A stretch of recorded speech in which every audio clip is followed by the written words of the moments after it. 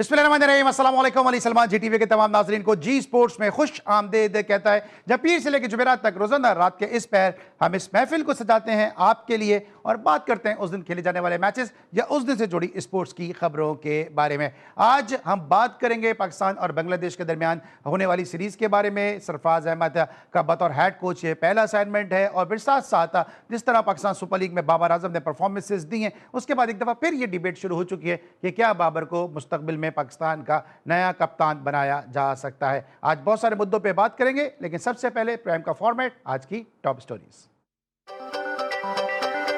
बांग्लादेश के खिलाफ test series के लिए कौमी स्क्वाड की शेरे बंगला स्टेडियम में प्रैक्टिस। खिलाड़ियों ने बैटिंग और बॉलिंग की नेक्स्ट प्रैक्टिस की। बाबर आजम ये मत सोचें कि आप टीम में आ जाएंगे और T20 के कप्तान बन जाएंगे। ये सोचें कि अगले 2 टेस्ट मैचेस जितवाने हैं। राशिद लतीफ 5 साल की नाकामी को एक टूर्नामेंट की कामयाबी से कैसे बदल सकते हैं। बाबर आजम को दोबारा कप्तान नहीं बनाना चाहिए। बाबर आजम और मुल्क के लिए यही बेहतर है। अहमद शहजाद ICC ने T20 क्रिकेट टीमों की सालाना रैंकिंग जारी कर दी। T20 वर्ल्ड चैंपियन भारत बदस्तूर पहले नंबर पर मौजूद, पाकिस्तान छठी पोजीशन पर मौजूद है। पाकिस्तान और जिम्बाब्वे की विमेंस क्रिकेट टीमों के दरमियान वनडे सीरीज का दूसरा मैच कल खेला जाएगा। उस्मान तारिक ने इंग्लिश काउंटी टीम वॉर्कशायर के साथ मुआहदा कर लिया है। पाकिस्तान के लिए एक और बड़ी कामयाबी, शाहज़ेब परिंद ने लाइटवेट कैटेगरी में अमेरिकी फाइटर को नॉकआउट कर दिया। दूसरे राउंड में नॉकआउट करके एक बार फिर पाकिस्तान का परचम सर बुलंद कर दिया। जी नाज़रीन, आज की टॉप स्टोरीज और टॉप स्टोरीज के बिल्कुल आखिरी जो स्टोरी थी वो यकीनी तौर पे आपने देखा होगा कि शाहज़ेब परिंद जो सन ऑफ बलूचिस्तान है, सन ऑफ पाकिस्तान है, उन्होंने लाइट वेट कैटेगरी में अमेरिकी जो अपने हरीफ खिलाड़ी थे उनको नॉकआउट करके एक मरतबा फिर पाकिस्तान का सबसे लाली परचम बुलंद कर दिया, पाकिस्तान का नाम रोशन किया। आप अक्सर जी स्पोर्ट्स में शाहज़ेब परिंद के इंटरव्यूज़ देखते रहते हैं और आप जानते हैं कि जी स्पोर्ट्स और GTV जो हमेशा शाहज़ेब परिंद को सपोर्ट करता है और जब जब उनकी कामयाबी होती हैं तो शाहज़ेब परिंद को ज़रूर वो लाइमलाइट में लेकर आते हैं, उनकी कारकर्दगी को आवाम से रूशनास कराते हैं और करीब इंशाल्लाह जल्दी आप एक दफ़ा फिर शाहज़ेब परिंद को जी स्पोर्ट्स और GTV की स्क्रीन पर देख सकेंगे। अब बात कर लेते हैं ज़रा क्रिकेट के हवाले से, क्योंकि टॉप स्टोरीज में आपने देखा कि शेर बंगला स्टेडियम में पाकिस्तान के खिलाड़ियों का तरबियती कैंप शुरू हो चुका है।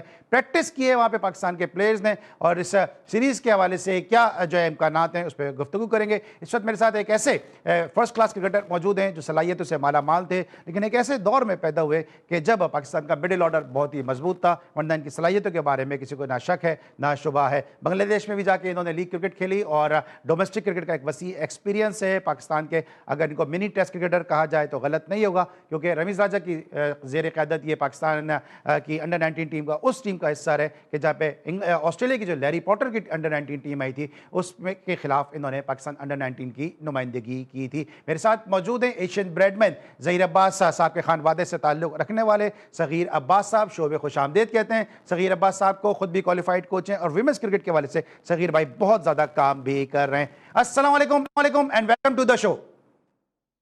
थैंक यू वेरी मच जी। अली भाई आपका बहुत बहुत शुक्रिया, आपने अपने प्रोग्राम पे मुझे बुलाया, आपकी बड़ी मेहरबानी। थैंक यू जी।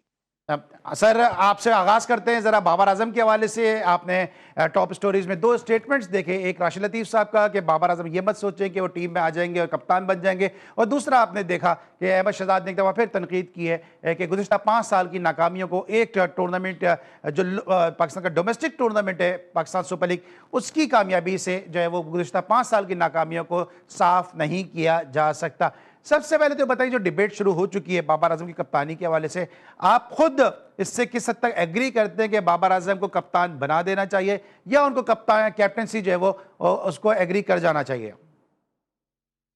देखिए बहुत बड़ा रिस्क है अभी अगर आप बाबर को कप्तान बनाते हैं। देखें बिल्कुल सही बोला अहमद शहजाद ने, क्योंकि हमारा जो डोमेस्टिक का जो PSL था कोई आउट क्लास स्टैंडर्ड नहीं था, बिल्कुल नॉर्मल किस्म का। बोलते बुरा लगता है लेकिन देखें ना, आपके कोई बाहर के कोई प्लेयर इस किस्म के थे कि आप बहुत एक्स्ट्राऑर्डिनरी प्लेयर हो, या आपके डोमेस्टिक के वही जिनके साथ आप खेलते आ रहे हैं उनमें स्कोर करना, यकीनन देखें स्कोर स्कोर होता है, 100 होते हैं। लेकिन इंटरनेशनल क्रिकेट में और डोमेस्टिक क्रिकेट में और ये PSL इनमें बहुत फ़र्क होता है। वहाँ पे आप कितने कोचेज़ बैठे होते हैं, आपकी ख़ामियाँ देख रहे होते हैं, आपकी खूबियाँ देख रहे होते हैं, हर चीज़ ऑब्ज़र्व की जा रही होती है, जा जो कि आम क्रिकेट में और PSL में और इसमें इतना नहीं नोट किया जाता। तो देखें बड़ा रिस्क होगा अगर देखें अगर उनकी वाक़ई बड़ी अच्छी फ़ॉर्म आ गई, अल्लाह करे जो हम दुआ करते हैं, तो उनको खेलना चाहिए। उनको अभी इंटरनेशनल में अपने आप को शो करना चाहिए कि वो इस काबिल हैं कि उधर भी स्कोर कर सकते हैं दोबारा। नो डाउट उनकी हम सलाहियतों पे कोई दो राय नहीं है, लेकिन इतना अरसा आउट ऑफ फॉर्म रहना और चले अल्लाह का शुक्र है जैसे अब उन्होंने खेलना शुरू किया दोबारा से उनकी अभी भी 50% झलक नज़र आई है। जो वो प्लेयर हैं, उन 100% उनका अभी तक हमने नहीं देखा फिलहाल। हुँ। आखिरी मैच में ज़रूर बहुत अच्छी बैटिंग की थी, लेकिन वो बहुत बैटिंग फ्रेंडली विकेट थी और वो बहुत अच्छा खेले नो डाउट, लेकिन ये है कि वही मैं आपको बताऊँगा कि बहुत अच्छा स्टैंडर्ड वो भी इतना नहीं था। तो इसलिए मुझे भी ये लगता है कि अभी उनको एज़ ए कैप्टन ना खिलाएँ, एज़ ए प्लेयर खिलाएँ और अल्लाह करे वो बहुत अच्छा परफ़ॉर्म करें, तो फिर उन पे बर्डन डालें। अगर कोई अच्छा नहीं कर रहा कैप्टेंसी देखें, इत्तेफ़ाक ऐसा है कि हमारे पास कोई ऐसा कैप्टन ना है, ना हमने बनाने की कोशिश की। जो बनाने की कोशिश की, उन लोगों ने दूसरों से ज़्यादतियाँ की और ज़्यादतियों का नतीजा ये है कि वो खुद इतने डाउन चले गए। अब अब जो कि ये हमारी टीम थोड़ी सँभलने की कोशिश कर रही है और सँभल सकती है, तो इस वक़्त हमें बहुत स्ट्रेट फॉरवर्ड और सीधा चलना पड़ेगा, कोई हैंकी-पैंकी नहीं करनी पड़ेगी, बड़ी ईमानदारी से काम करना पड़ेगा, जो अच्छा कर रहा है उसको खिलाना पड़ेगा, कोई दोस्ती यारी नहीं। ऐसे अगर आप अभी भी वही करेंगे तो फिर आपका हशर वैसे ही इतना नीचे है, तो और नीचे हो जाएगा। तो मेरा यही है कि बाबर को हुँ। एज़ ए बैट्समैन खिलाया जाए, अभी ठीक है। फिलहाल एज़ ए अच्छा प्लेयर खिलाया जाए। आप चूँकि क्वालिफ़ाइड कोच भी हैं और एक ऐसे एरा में आपने क्रिकेट खेली है जो पाकिस्तान की क्रिकेट का टफ़ेस्ट एरा कहा जा सकता है। 90s का एरा कोई आसान नहीं था क्योंकि बॉलर्स की क्वालिटी बड़ी ज़बरदस्त होती थी डोमेस्टिक में, बैट्समैन बड़े ज़बरदस्त होते थे, साथ-साथ विकेट कीपर्स और फील्डिंग का स्टैंडर्ड जो है वो बेहतर भी होता था। इसको देखते हुए क्या लगता है आपको कि बाबर आजम ने इस मर्तबा क्या बदलाव किया अपनी बैटिंग में जिसकी वजह से उनसे रन्स आए और क्या उन्होंने टेक्निकली अपने आप को किस तरह से सही किया? देखिए, इस बार बेसिक उनकी पुरानी वाली थी क्योंकि जैसे पहले भी ये खेलते तो रिज़वान बड़ी फ़ॉर्म में थे। तो रिज़वान इनके साथ उनका साथ देते थे, थोड़ा तेज़ भी खेलते थे दोनों मिलके। बहुत तेज़ तो नहीं लेकिन एक स्टैंडर्ड था कि वो जब लोएस्ट टोटल होते थे बल्कि उन्होंने अच्छे वाले टोटल भी इन्होंने चेज़ किए हैं। वो इस वज़ह से कि दोनों प्लेयर फ़ॉर्म में थे और दोनों स्कोर किया करते थे उस वक़्त, एक-दूसरे को कॉम्प्लीमेंट किया करते थे। और इस दफ़ा भी उनके साथ ये वो जो उनका श्रीलंकन हमारे प्लेयर थे, क्या नाम था उनका? वन डाउन जो आते थे, तो उन्होंने इनकी बहुत हेल्प की, रन रन रेट उन्होंने सँभाला। ये अपना नॉर्मल गेम जो पुराना खेलते थे, वो खेला और इस तरह जब उन्होंने और स्कोर करना शुरू किया, तो उनमें भी कॉन्फिडेंस आ गया और दोनों ने फिर अच्छा स्कोर करना शुरू कर दिया क्योंकि उनके साथ एक अच्छे प्लेयर थे और वो भी फ़ॉर्म में थे, तो सारा जो बर्डन था, जो भी इन पे प्रेशर आता था, तो वो जो श्रीलंकन प्लेयर थे, कुशाल वो मेंडिस। कवर कर देते थे। मेंडिस बिल्कुल, मेंडिस कवर कर देते थे, तो ये वजह इनकी हो सकती है फ़ॉर्म में माशाल्लाह आने की और ये है कि उनकी फ़ॉर्म की वजह से आप देखें इनकी टीम फाइनल में पहुँची, उन दोनों की वजह से और आखिर में ये था कि रन टारगेट कम था, उनके आउट होने के बावजूद इनका मोरल इतना हाई था क्योंकि आपको एक टीम जब आप सेट कर देते हैं हुँ। नीचे से कप्तान एग्ज़ाम्पल सेट कर देता है, तो फिर दूसरी टीम भी बहुत अच्छी चलती है, नीचे से भी सपोर्ट मिलती अच्छा, है, आप क्या ऊपर समझते से हैं भी सपोर्ट। क्या क्या समझते हैं कि बाबर को कप्तानी नहीं लेनी चाहिए या फोकस वनडे पे और सिर्फ टेस्ट पे करना चाहिए? क्योंकि जब उनसे सवाल हुआ तो उस पे थोड़ा उन्होंने नाराज़गी का भी इज़हार किया। उन्होंने कहा कि मैं समझ रहा हूँ कि आप कहाँ से आ रहे हैं और ये सवाल क्यों कर रहे हैं। तो आप समझते हैं कि बाबर को तीनों फॉर्मेट खेलने चाहिए, सिर्फ 2 फॉर्मेट है उनको वहाँ पे जो है वो एम्फसाइज़ करना चाहिए? देखिए, प्लेयर प्लेयर ही होता है। देखिए, जिस प्लेयर का डिफेंस अच्छा है, जिस प्लेयर का फॉर्म अच्छी है, तो यकीनन अगर वो तीनों फॉर्मेट में फिट आ रहा है, तो ज़रूर खेलना चाहिए। क्रिकेट क्रिकेट ही है, बेसिक सब क्रिकेट की वही है। आजकल ज़रूर थोड़े एग्रेशन 2020 में ज़्यादा आ गया है, वनडे में ज़्यादा आ गया है। लेकिन मैं आपको फिर वही बात करूँगा, जैसे पुराने क्रिकेटर्स थे, सबकी बेसिक इतनी स्ट्रॉन्ग होती थी कि वो अगर वनडे भी खेलते थे और जब ज़रूरत होती थी, मारते भी थे आखिर में। टीम टीम को लेके चलते थे, सेट होते थे खुद टीम को सेट करते थे और जब जितवा के आते थे। असल प्लेयर वो होता है कि जो टीम को जितवा कर आए। ये नहीं कि आपने 60 रन कर दिए अपने और आप आउट होकर आ गए बीच में, नीचे प्रेशर 6 ओवर रह गए तो पता चला आपको 60 रन करने और आपके नए बैट्समैन आ रहे हैं, कभी-कभार तो आप जीत जाओगे उसमें।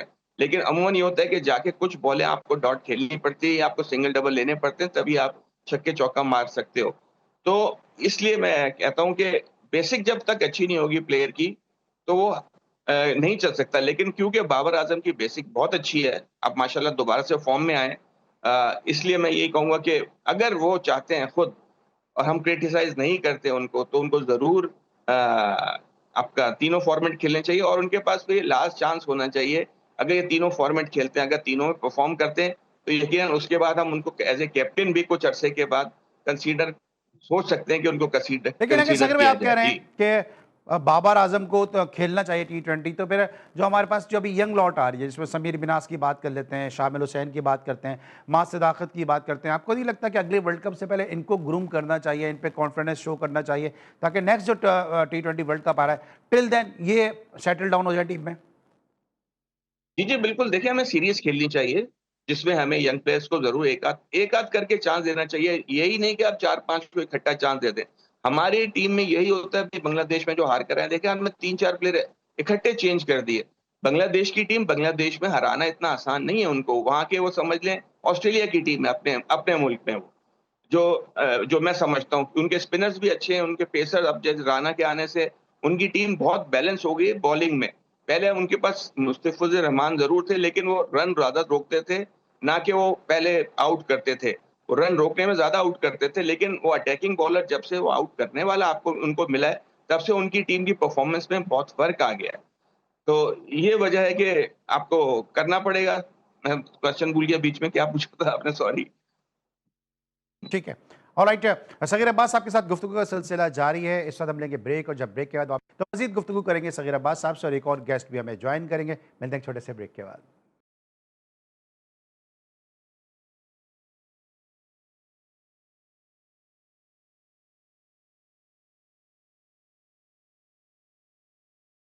Welcome back after the break. और ब्रेक पर जाने से पहले बात कर रहे थे सगीर अब्बास साहब से बाबर आजम की कप्तानी के हवाले से। अभी मोहम्मद आमिर का भी एक स्टेटमेंट आया कि जिसमें उन्होंने कहा कि बाबर आजम को कप्तान बनाने से बेहतर यह है कि सलमान आगा को तीनों फॉर्मेट्स की कप्तानी दे दी जाए। सगीर अब्बास साहब, आप इस स्टेटमेंट से जो मोहम्मद आमिर की जानिब से सामने आया, किस हद तक एग्री करते हैं कि सलमान आगा की जो T20 की परफॉर्मेंस है, वो खुद भी ये बात एक्सेप्ट कर चुके हैं कि T20 की परफॉर्मेंस उनकी ज़्यादा बेहतर नहीं है, उसके बावजूद अगर आमिर ये बात कह रहे हैं कि सलमान आगा को T20 का भी कप्तान बना दिया जाए, देखिए तो आप किस हद तक इससे एग्री करेंगे?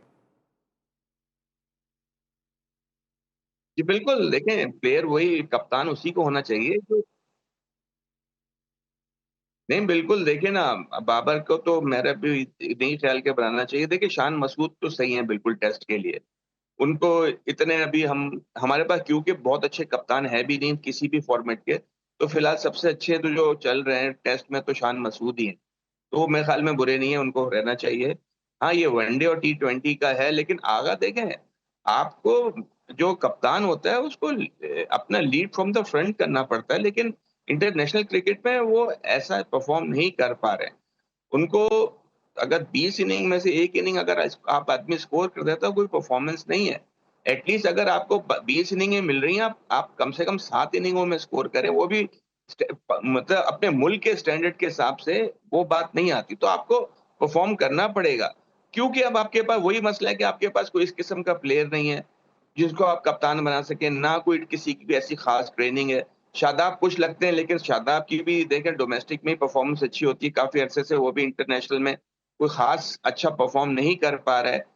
तो सही है, फिर यही अब तो यही मतलब डिसहार्ट हो गई, ये कह सकते हैं। जब आगा साहब चल रहे हैं तो उनको चलने दें, क्योंकि आपके पास कोई नेमुल बदल आपने बनाया ही नहीं, ना आपने बनाने की कोशिश की। वर्ल्ड कप आएगा, फिर वही आपके पास होगा किसको कप्तान बनाएँ। बाबर स्कोर अल्लाह ना करे नहीं कर रहा, तो अब बाबर भी नहीं बन सकता, आगा नहीं कर रहा, फिर वही उनकी बात आएगी। तो आप कम से कम एक किसी भी चैनल से, कहीं से भी आप एक प्रिपेयर तो करें किसी भी कप्तान को। आप देखें ना, पुराने ज़माने में कप्तान कोई बहुत बड़ा प्लेयर नहीं होता था। लेकिन आप माइक ब्रेडली की मिसाल ले लें इंग्लैंड की, वो कितने बड़े कप्तान थे और प्लेयर बस नॉर्मल थे। तो या तो आप ये पुरानी हिकमत अमली इस्तेमाल करें, या फिर अगर लेटेस्ट है तो मुझे तो आपके पास कोई ना ऐसा कप्तान नज़र नहीं आ रहा। ले देखिए सलमान अली आगा और यही हैं शान मसूद ने देखें टी20 इस बार बहुत अ, अच्छा खेला है उन्होंने। और नीचे जाके जिस टाइम पे वो रन कर रहे हैं, हुँ। वो आसान नहीं होता नीचे जाके रन करना। ओपनर्स के लिए काफ़ी चांस होता है, वन डाउन के लिए काफ़ी चांस होता है।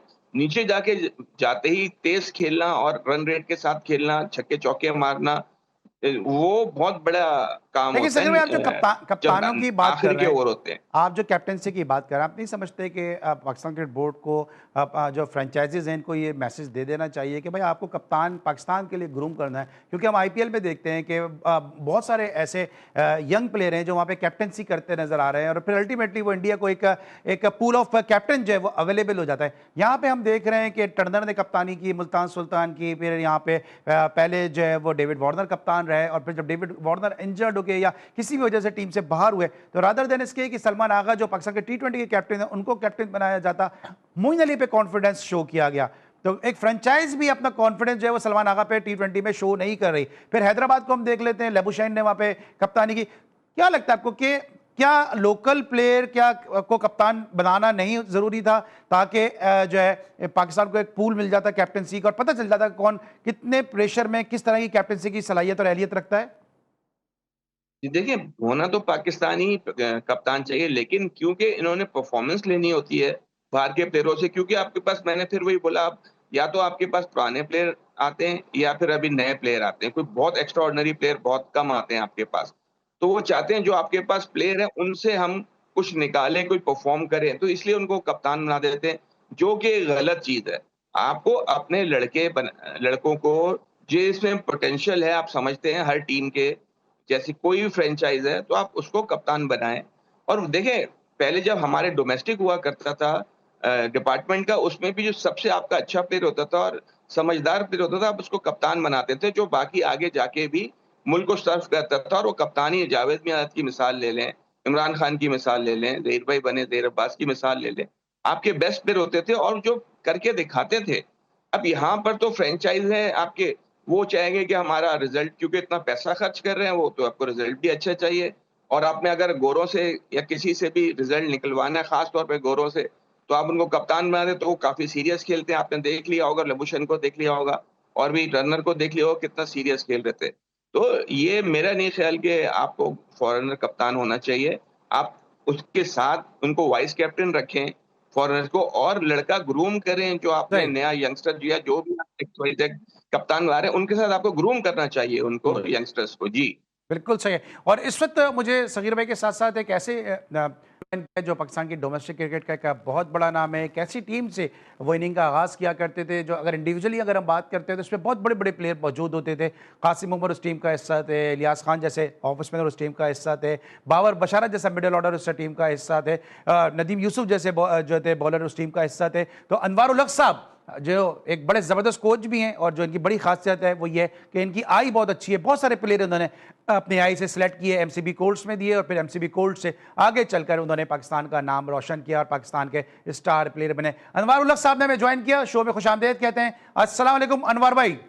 वालेकुम सलाम अली सलमान, आप कैसे हो? खैरियत से हो भाई? ठीक हो? अल्हम्दुलिल्लाह। अनवार भाई हमारे साथ मौजूद हैं, कप्तानी की हवाले से हम बात कर रहे हैं। अनवर भाई, आप एक ऐसे डिपार्टमेंट से आप खेलते थे कि जिसको अगर हम देखें तो शायद बहुत बड़ा उसका नाम नहीं था, इंडिविजुअल्स बहुत अच्छे थे, परफॉर्मेंस जो है वो इतनी उस तरह सामने नहीं आती थी और आपके जो कप्तान होते थे वो एजाज फकी होते थे। तो एक कप्तान का बड़ी टीमों से लड़ाना कितना बड़ा आर्ट होता है और पाकिस्तान में आपको लगता है कि ये आर्ट अभी हमारे सलमान आगा में मौजूद है या नहीं है, क्योंकि फिर बाबर आजम को कप्तान लाने की बातें हो रही हैं? देखिए, to be honest I am telling you one thing very very fairly और वेरी ट्रूथ। देखिए, उसमें आजम ये जो लड़का है इसमें इतना टैलेंट नहीं है। एजाज फकी वगैरह बड़े सीजन कंबाइनर थे और उनकी बहुत अच्छी अप्रोच थी। अभी इनको काफ़ी टाइम चाहिए क्योंकि उनको आपने वक्त से पहले जो है ना कप्तानी दे दी है।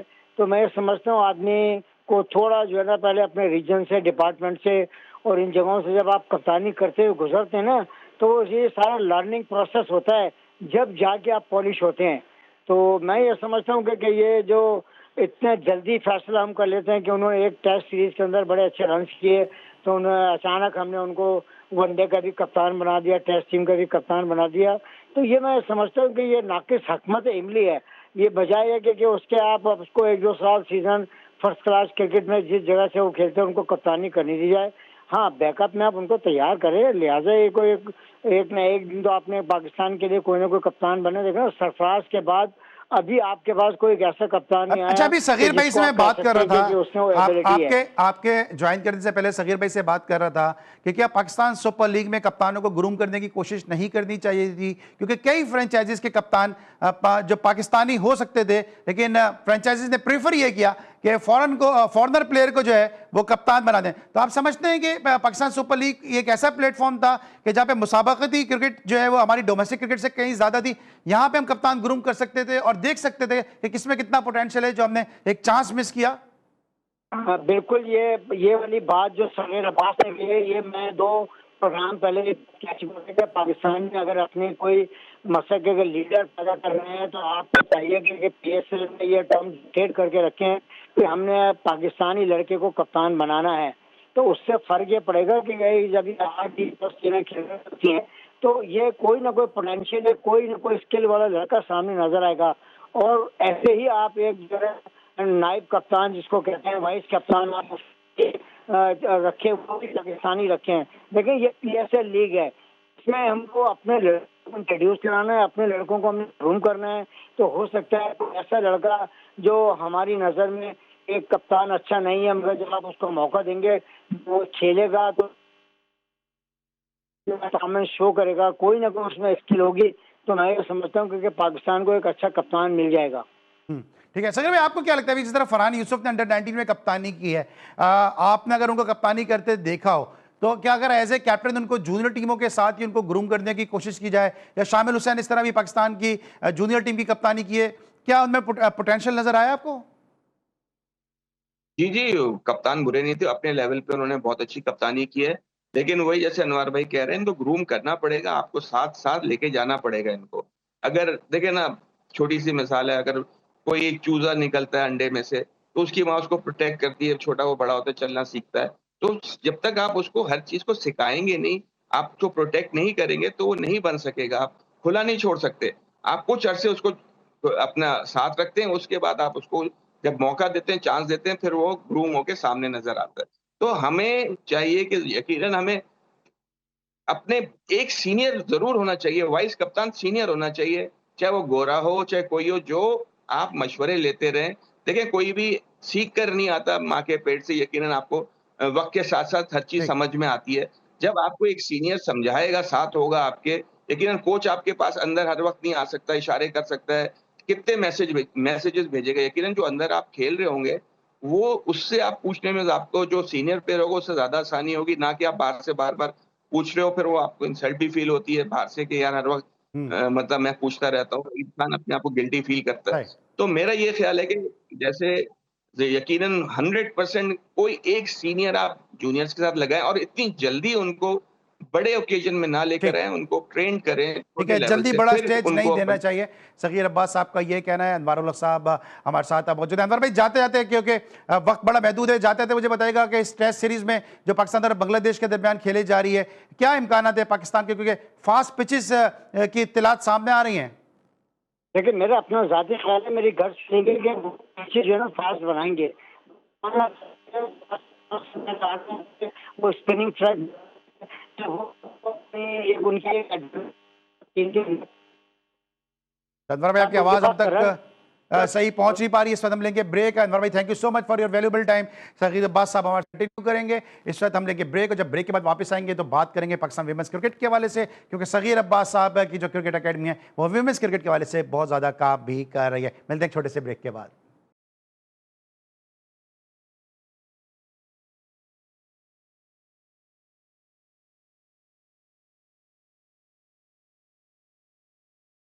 Welcome back after the break. अब हम बात करेंगे पाकिस्तान विमेंस क्रिकेट के हवाले से कि जहाँ पे पाकिस्तान विमेंस और जिम्बाब्वे की खवातीन खिलाड़ियों के दरमियान सीरीज जारी है। 3 T20 और 3 वनडे इस सीरीज में खेले जाएंगे। पहले मैच में पाकिस्तान को कामयाबी हासिल हुई। इस मैच में क्या रहा, एक नजर डालेंगे जरा इस मैच की समरी पे, जाके पाकिस्तान ने बड़ी convincing victory against Zimbabwe women national bank stadium Karachi में हासिल की। आपके सामने ये समरी है कि जहाँ पे पहले वनडे में 330 रन स्कोर किए 5 विकेटों के नुकसान पर। सदफ शम्स बदकिस्मत रही, सेंचुरी नहीं स्कोर कर सकी, 98 रन की इनिंग खेली। सिद्रा अमीन ने 67 और नजिया अलवी ने 56 रन की इनिंग खेली, और जवाब में 162 रन बनाकर जिम्बाब्वे की खवातीन टीम आउट हुई। 168 रन के बड़े मार्जिन से पाकिस्तान की खवातीन क्रिकेट टीम ने इस पहले एक रोजा मैच में कामयाबी हासिल की। तकरीर भाई, आपने मैच समरी देखी, और इस परफॉर्मेंस से आप किस हद तक सेटिस्फाइड हैं, या आप समझते हैं कि पाकिस्तान ने ये परफॉर्मेंस जो दी है वो थोड़ी सी एक मिनोस के खिलाफ दी है? जो अच्छी टीम्स आती हैं वहाँ पे पाकिस्तान की टीम जो है वो स्ट्रगल करती नजर आती है। ये देखना वर्ल्ड कप में आपने देख लिया पाकिस्तान कौन से नंबर पे आया। हम्म। ये तो इनकी जूनियर टीम ही समझ लें, क्योंकि मेरे ख्याल 4 या 5 तो डेब्यूटेंट थी उसमें। हम्म। और मैंने थोड़ा सा मैच देखा, शुरू में उनसे बॉल तक नहीं पकड़ी जा रही थी। उन्होंने 3 4 5 चौके तो मेरे सामने हाथों के नीचे से करा दिए। हम्म। और फिर 4 जिन्होंने 96 किए, सदफ शम्स शायद वही थी, उन्होंने 98 की, उसमें 4 चांस तो शुरू में मिल गए थे आसान कैच, और जो कि बहुत मुश्किल कैच था वो उनका पकड़ा गया। उनकी बड़ी बैड लक थी जो 100 नहीं कर सकी वो। हाँ, सिद्रा अमीन आपकी मंजीवी प्लेयर हैं, बहुत पुरानी प्लेयर हैं, बहुत अच्छी प्लेयर हैं, लेकिन अपना आलिया रियाज भी हैं। देखें, मुझे ये एक चीज थोड़ी सी इसमें समझ में नहीं आई कि आपने मुनीवा अली को क्यों ड्रॉप किया, आपने रामीन शमीम को क्यों ड्रॉप किया? अगर आपने यंगस्टर्स खिलाने जरूर खिलाएं, आपने एक यंगस्टर खिलाया। ये जो दोनों ओपनर थी वो भी इतने यंगस्टर नहीं, काफी अरसे से टीम के साथ हैं। एक लेफ्ट आर्म स्पिनर शायद मोमना नाम है, वो यंगस्टर, और एक मीडियम पेसर है और जो नजिया जो वर्ल्ड विकेट कप कीपर शायद खिलाई खेल हैं। चुकी। नजिया भी पुरानी है, लेकिन नजिया ये इंडियन जो उनकी विकेट कीपर है उस तरह की उनमें गट्स हैं। अगर वो प्रॉपर खेलती रही तो ऋचा वो भी घोष। बहुत यूजफुल प्लेयर हम। हाँ जी, ऋचा घोष, बिल्कुल उसकी तरह की इनके पास पावर है, जो हिटिंग कर सकती हैं, अच्छे छक्के मार लेती हैं, मैंने इनको देखा है। तो लेकिन देखें ना, आपने इन दो को क्यों ड्रॉप किया, जबकि आपके पास आलिया रियाज हैं, ठीक है, बहुत सीनियर हैं, आप उनको ड्रॉप करें अगर आपने करना है। और आपकी मेन पे सब ये जो है अच्छा, आपने सिर्फ आलिया रियाज अमीन की जो है। बात की, आलिया रियाज का टीम में रोल क्या है? क्योंकि हम देख रहे हैं कि जितनी कंसिस्टेंसी के साथ उनको मौके मिलते हैं, जितना उन पर ट्रस्ट किया जाता है, परफॉर्मेंस का जो उनका स्टैंडर्ड है वो आलिया रियाज का उस तरह से नजर नहीं आता है। ये काफी अरसे से कर नहीं रही, पहले करती थी यकीनन। देखिए, एक एज एक होता है, सही है। अब नंबर भी देखते इनको बहुत नीचे देना शुरू कर दिया, 6-7वें नंबर पे जाना शुरू कर दिया था इन्होंने। अभी इनको ऊपर किया है, लेकिन अभी भी वो परफॉर्म नहीं दे पा रही। अब देखे ना, इतनी आसान टीम के खिलाफ भी आउट हो गई, चले वो बैड लक हो गई, लेकिन इसके खिलाफ यकीनन वो जब उनको दोबारा चांस मिलेगा शायद करेंगे जरूर। अ, अपना क्या नाम है, आयशा जफर बहुत अच्छी प्लेयर हो गई हैं दोबारा। पहले खेलती थी लेकिन कंसिस्टेंट नहीं थी, अब कंसिस्टेंट हो गई हैं, वो भी बहुत अच्छी प्लेयर हैं। उनको भी देखें, जो आपके एक प्रॉपर 11 है, आप उनको कोशिश करें ज्यादा चांस देने की। एक आध जरूर जैसे अभी आपने ऐड किया करें, लेकिन यकीनन आप आलिया को भी ड्रॉप कर सकते हैं, क्योंकि वो इतना पुरानी प्लेयर हो गई हैं। सर और 2014 से इस खेल रही हैं, मैंने इसीलिए सवाल किया। 2 मैच में 2 रन है, एक में डक किया, एक में 2 रन किया। 2014 से खेल रही हैं, तकरीबन 12 साल हो गए हैं खेलते हुए। तो अब तो परफॉर्मेंस का जो स्टैंडर्ड है वो थोड़ा बढ़ जाना चाहिए था, क्योंकि अभी भी नहीं पता चल रहा कि वो बॉलर हैं, बैटर हैं, या उनका रोल टीम में है क्या। नहीं, बॉलिंग तो उन्होंने छोड़ दी काफी अरसे से, अब बैटर ही हैं। तो देखिए, जिस पोजीशन को खेल रही हैं काफी पुराना खेल रही हैं, तो उनको करना चाहिए। देखें, सीनियर जब हो जाता है आदमी तो रिस्पॉन्सिबिलिटी बढ़ जाती है। आप नहीं करेंगी और नए प्लेयर्स पे डिपेंड करेंगे कि जी वो करें, और आप नहीं करेंगे तो ये बहुत कम होता है। आपको तो वही कप्तान वाली बात है ना, आप इतनी पुरानी हो, आप तो as a captain, as a guardian भी इस्तेमाल वर्ड हो सकता है उनके लिए, टीम के लिए। मुश्किल से उनसे सीनियर तो उनके साथ की सिद्रा अमीन है, और मेरे ख्याल में और कोई भी नहीं है अभी जो ठीक ये है। हैं। अच्छा, 12 बाकी जून तो से 12 जून से T20 वर्ल्ड कप स्टार्ट हो रहा है खवातीन का। 14 जून को पाकिस्तान और इंडिया का मैच है। क्या आपको इस टीम में इतना पोटेंशियल लग रहा है कि जीतना तो दूर की बात है, कुछ टफ कंपटीशन भी दे सकेंगे? क्योंकि वहां पे हम देख रहे हैं, ऋचा घोष की आपने बात की, अगर ऊपर से आउट कर लो तो नीचे धोनी की तरह के नीचे वो रन कर देती हैं। फिर जमैमा की उनकी बात कर लेते हैं, और भी उनकी जो प्लेयर हैं वो मुसलसल परफॉर्मेंस दे रही हैं। ये अब बहुत फर्क आ गया हमारे स्टैंडर्ड में और उनके स्टैंडर्ड में। मुझे ये नहीं समझ में आता, इनको भी हर फैसिलिटीज मौजूद हैं, इनको हर चीज दी जाती है, जिम ये कर रही होती हैं, अच्छे 5 स्टार होटल में ये ठहर रही होती है। माशाल्लाह पैसे भी अब ठीक ठाक हो गए इनके। मुझे ये नहीं है कि पैसों से कोई प्रॉब्लम है, होने चाहिए यकीनन, लेकिन आप परफॉर्म भी तो करें ना। आप परफॉर्म करते क्या हो? आप हमेशा लेट डाउन करते हो, हर मतलब जरा सा भी आप पे प्रेशर आता है आप लेट डाउन कर देते हो। तो मुझे नहीं लगता इंडिया की टीम बहुत आगे चली गई है। आप उम्मीद मतलब बहुत कम रखें, 5% रखें 95 में से, 100 में से। तो इंडिया को पकड़ना बहुत मुश्किल है। अब तो वर्ल्ड वर्ल्ड क्लास जैसे ऑस्ट्रेलिया को हरा ये रहे जो हैं, आप इंग्लैंड बात को कर हरा रहे रहे हैं, हैं। 5% की बात कर रहे हैं, क्योंकि आप सगीर अब्बास हैं, तो एक आस दिला रहे हैं आप। जो 5% भी मेरे ख्याल में एक उम्मीद, एक आस ही है, ये इससे बढ़ के कुछ है नहीं है 5%। नहीं नहीं, बिल्कुल सही है। अफसोस होता है ये कहते हुए, ठीक है। इसीलिए 5% भी मैंने लगा दिया, क्योंकि अफसोस होता है, दिल से निकलती है ना, जब इतने अरसे से देख रहा हूँ लड़कियों को, पता नहीं क्यों ग्रोथ नहीं हो रही, कौन कौन दिल से तो कोचेज आते निकलती हैं, है, किस दिल से तो निकल रही है, लेकिन टीम से नहीं निकल पा रही हैं, बगैर परफॉर्मेंस के भी टीम में खेल रही हैं। Sir thank you, Sagir Abbas साहब हमारे साथ मौजूद थे, और आज हमने बात की है पाकिस्तान की इंटरनेशनल क्रिकेट के हवाले से, मेंस क्रिकेट के हवाले से, और वीमेंस क्रिकेट को भी डिस्कस किया। पाकिस्तान वीमेंस टीम के हवाले से बहुत काम किया है, पाकिस्तान की वीमेंस टीम की कोचिंग के हवाले से सगीर अब्बास साहब ने। अली सलमान को आज के शो से इजाजत दीजिए, अपना बहुत ख्याल रखिए, अल्लाह हाफिज।